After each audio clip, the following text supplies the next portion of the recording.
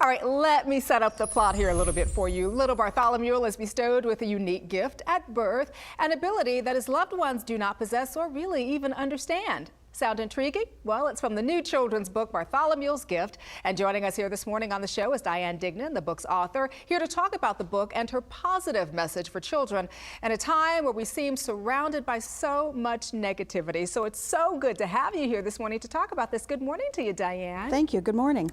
I understand the book was inspired by a real event, right? Yes. Tell me about that. Okay. Well, my nephew was barely 2, and he was alone in his room playing, and my sister heard him gibbering away to someone and went in and said, "Who are you talking to?" And he said, "Anthony."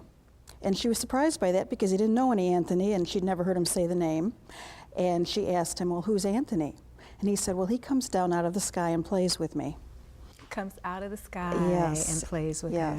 So at the beginning, Mom's kind of like, woohoo, wonder what's going on here. But then slowly but surely, she realizes that is his guardian angel. And the thing I love is we do have a copy of the book here, and I read it to my own boys who absolutely loved it. How do you intend the book to be read? And I also understand that it has a special purpose, right? Yes, yes.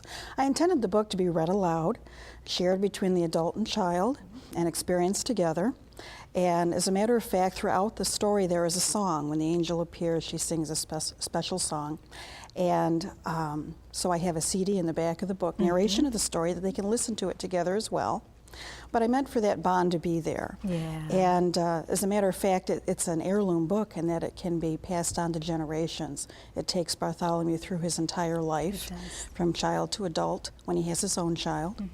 And people seem to like that message. I love that message. The singing, I had to clear my throat a couple times on the singing, Diane, but I love the fact that there is that, and the boys love to sing it too, so it was really wonderful. The other wonderful thing about the book, as I hold it up here, are the illustrations. Absolutely, I mean, breathtaking illustrations. How did you meet the illustrator? I'm going to show these here to our audience. Actually, I found her through doing a search of artwork and portfolios, and fell in love with her work, and contacted her and her agent, and they agreed to take on the project, which made me very happy. All of our work together was over the phone and through email, because she lives in Washington State and I'm in Michigan. But she did a fabulous job capturing the essence of the story and the characters.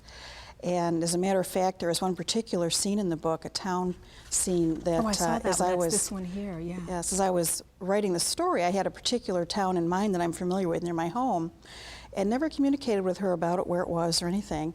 And when she sent over the picture there, I was amazed that she had captured that particular town.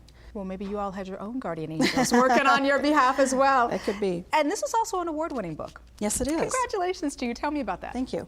It's won a few gold awards, the Moonbeam Children's Book Award for the illustrations and cover design, and also the Mom's Choice Award, which is given to family-friendly media services and products. I do love that very much. The other thing I loved is that when my son was reading the book, and after I finished it, he was looking up at the ceiling. I'm like, "Are you okay, baby?" He's like, "Mom, there's my guardian angel right there." So I love that, because you call this book and all of your books Stories with Morals, and it's a phrase that you chose for your website as well. So obviously it has meaning to you. What is your goal?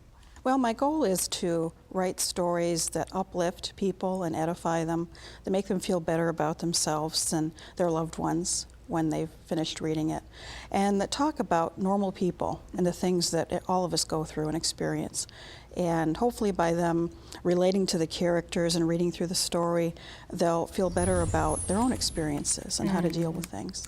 We don't want you to stop. I want you to keep writing these kinds of books. I think they're fantastic. What else is in the works? What does Diane Dignan intend for the future? I'd love to keep writing. It's my passion. I have many ideas and children and adult stories in my mind ready to come out. So we'll keep them coming. It has become an heirloom book in my family, and thank you so much for writing it and being here today to introduce it to our audience. Diane, thank you. Thank you. And if you want more information on Diane Dignan's stories or want to order a copy of her book, simply go to her website at storieswithmorals.net.